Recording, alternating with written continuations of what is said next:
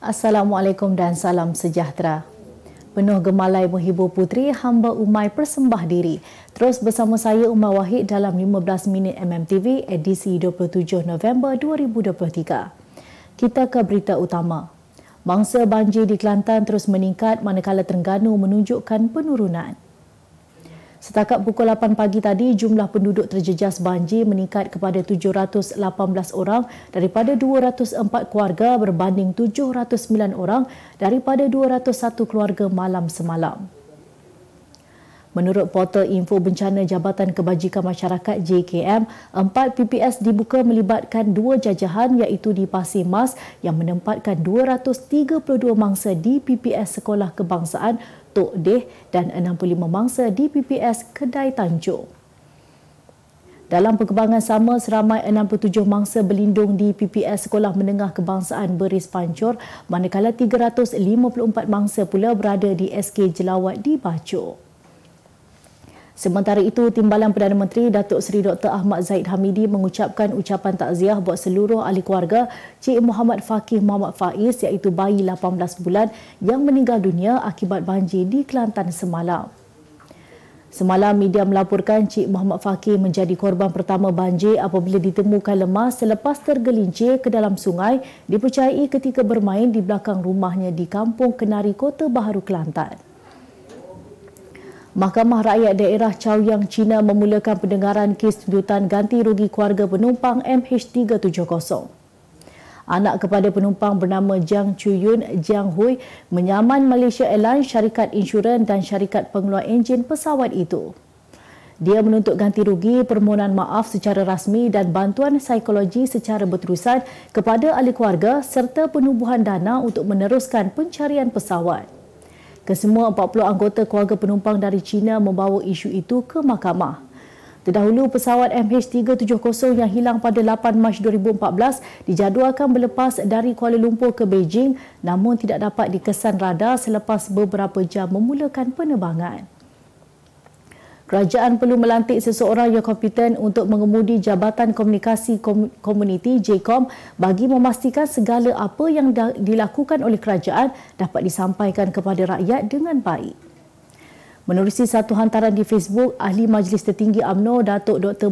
Puan Zakashi berkata jentera penerangan kerajaan yang masih lemah perlu kembali dikuatkan bagi memastikan rakyat tidak terpedaya dengan tomahan pihak pembangkang.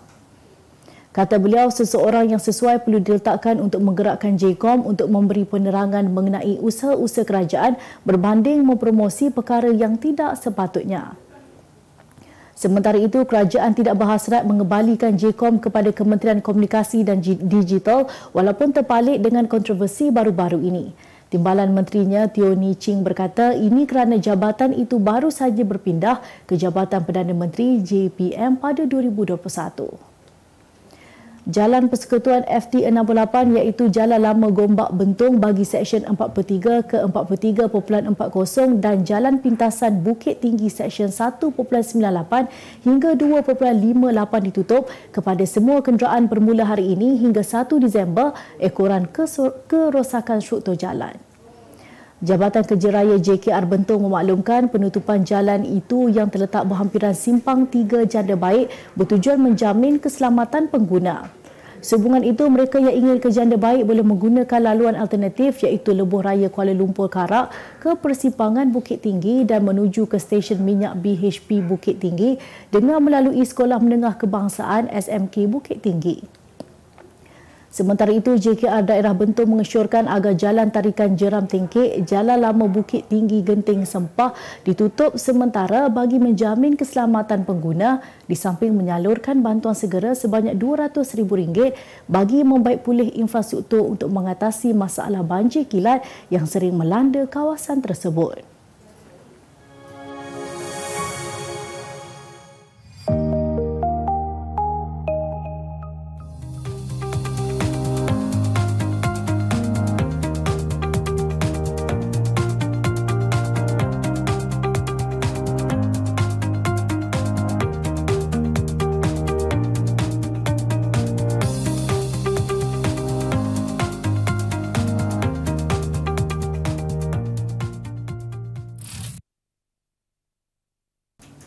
Kita kembali lagi. Seorang bayi perempuan berusia 7 bulan rentung selepas kenderaan yang dinaiki bersama keluarganya terbakar dan terbabas sebelum merempuh tiang lampu di Jalan Gua Musang, Kuala Kerai hari ini. Pegawai Operasi Balai Bomba dan Penyelamat Kuala Kerai, Muhammad Fazil Musa berkata pihaknya menerima panggilan kecemasan kira-kira pukul 4.04 pagi tadi sebelum 16 orang pegawai dan anggota bergegas ke lokasi kejadian. Menurutnya, siasatan di lokasi kejadian mendapati sebuah kereta jenis Honda Jazz dipercayai terbakar akibat terbabas. Mangsa lelaki itu melecur di seluruh badan manakala mangsa wanita hanya cedera ringan. Jelasnya kebakaran kereta itu berjaya dikawal kira-kira pukul 4.18 pagi sebelum berjaya dipadam sepenuhnya kira-kira setengah jam selepas itu. Pelawak dan usahawan Syuib 39 tahun memberitahu kedudukan kewangan syarikat minuman yang diasaskannya kini sudah semakin stabil. Mengakui terdapat permasalahan yang berlaku dalam syarikat tersebut sebelum ini sehingga menyebabkan pihaknya gagal menjelaskan caruman kumpulan wang simpanan pekerja KWSP pekerjanya. Tambahnya perkara itu sudah diselesaikan sekaligus tidak menjejaskan operasi syarikat Bumblebee. Sementara itu, dalam memastikan jenama minumannya ini kekal relevan, pihaknya juga kini dalam perancangan proses penukaran konsep baharu di semua 45 cawangan di Semenanjung Malaysia. Alhamdulillah, kedudukan kewangan kita semakin stabil. Okey. Dia kalau kita nak cerita mismanage ni, company besar mana pun kalau mismanage, berapa banyak duit pun dalam company, kalau mismanage, ianya akan tetap rebah juga. So sekarang alhamdulillah keadaan Bumblebee punya kewangan semakin baik. Seorang warga emas Rusia yang tersenarai antara lelaki paling gemuk di dunia dilaporkan meninggal dunia di rumahnya hanya beberapa hari selepas dia berikrar untuk menurunkan berat badan. Leonid Andreev, 60 tahun yang dikatakan mempunyai berat badan menyamai 3 ekor anak gajah dilaporkan sukar bergerak dan terperangkap di rumahnya selama lebih 5 tahun. Warga emas seberat 279.42 kg itu ditemui mati di rumahnya berikutan serangan jantung dan sebelum ini dia pernah bercadang memulakan diet baharu dengan hanya mengambil secawan sup untuk makan tengah hari. Masalah berat badan Andreev bermula selepas dia meninggalkan kerjaya sebagai tentera dan terus meningkat secara mendadak sejak 10 tahun lalu. Lelaki itu dilaporkan banyak menghabiskan masa berbaring di atas sofa sambil menonton televisyen sepanjang hari sementara jirannya membantu membersihkan dan menjaga rumahnya. Seorang janda berusia 67 tahun membuktikan bahawa dia masih belum terlambat untuk mencari cinta apabila menjalinkan hubungan dengan seorang lelaki berumur 74 tahun yang ditemuinya dalam program mencari jodoh di televisyen. Portal berita antarabangsa melaporkan wanita bernama Liu Lijuan dari Chongqing itu mengiklankan dirinya dalam program mencari jodoh pada Ogos lalu. Lijuan ialah seorang balur yang memiliki seorang anak perempuan yang sudah berkahwin. Hobinya adalah memuat naik gambar dirinya di aplikasi Douyin menggunakan akaun Nenek Cantik. Menurut wanita tersebut, gaya fashionnya yang unik dan kepribadiannya yang luar biasa menjadikan dirinya kelihatan jauh lebih muda daripada usia sebenar. Menerusi iklan yang disiarkan di televisyen, Lijuan berjaya menarik minat lebih 200 lelaki dengan sebahagiannya daripada mereka berusia 50-an. Teman lelakinya, Chi, ialah lelaki ke-10 yang menghubunginya dan merancang untuk berkahwin sebelum festival musim bunga pada Februari depan. Kemas kini pengetahuan anda tentang isu ekonomi dan pasaran. Merangkumi sektor hartanah, perniagaan, keuangan, komoditi, IKS, halal niaga dan dunia korporat. Sentiasa ikuti perkembangan ekonomi semasa di dalam dan luar negara. Semua informasi terkini hanya di hujung jari. Dapatkan edisi ringgit setiap Isnin hanya di Akhbar Utusan Malaysia.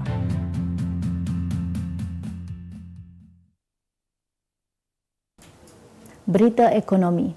Kelantan akan mengeluarkan jenama beras sendiri iaitu beras Agro Darul Naim bagi memenuhi permintaan pengguna di negeri ini tahun depan. Pengerusi Jawatankuasa Pertanian, Industri Agro Makanan dan Komoditi Negeri, Tuan Muhammad Saripudin Tuan Ismail berkata, sehubungan itu kerajaan negeri telah menyediakan peruntukan khas bagi tahun hadapan bagi membangunkan kilang padi dan beras. Beliau berkata pada persidangan kali kedua belanjawan bagi tempoh penggal pertama Dewan Undangan Negeri Dun Kelantan ke-15 di Kompleks Kota Darul Naim hari ini. Jelasnya kerajaan negeri turut mengambil beberapa langkah dalam menghadapi isu dan cabaran dalam keterjaminan makanan rakyat di negeri ini, termasuk menubuhkan Jawatankuasa Induk Sekuriti Makanan Negeri Kelantan. Katanya jawatankuasa berkenaan melibatkan pelbagai agensi termasuk Kerajaan Persekutuan dan Negeri, pihak berkuasa tempatan serta wakil dari institusi pendidikan tinggi bagi menyelaras gerak kerja dan perancangan projek serta memperhalusi isu-isu berkaitan keterjaminan makanan. Majlis Agama Islam Wilayah Persekutuan Mawib membelanjakan lebih RM700 juta melalui wang zakat yang disalurkan kepada kira-kira 170,000 orang yang menerima manfaat dari perbelanjaan tersebut.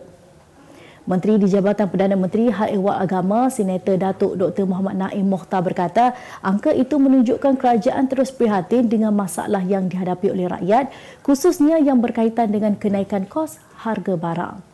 Katanya Majlis Agama dan agensi mengurus zakat kekal mengguna pakai kaedah had kifayah dalam penentuan jenis dan jumlah bantuan yang disalurkan kepada semua asnaf yang layak.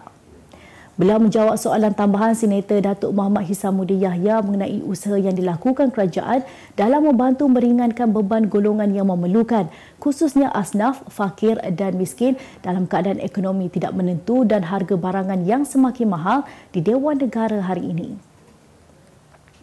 Kita ke berita sukan. Insiden pergaduhan melibatkan penyokong Perak FC dan Selangor FC di luar Stadium Majlis Bandaraya Petaling Jaya kemarin bakal menyebabkan kedua-dua kelab terbabit berdepan hukuman denda.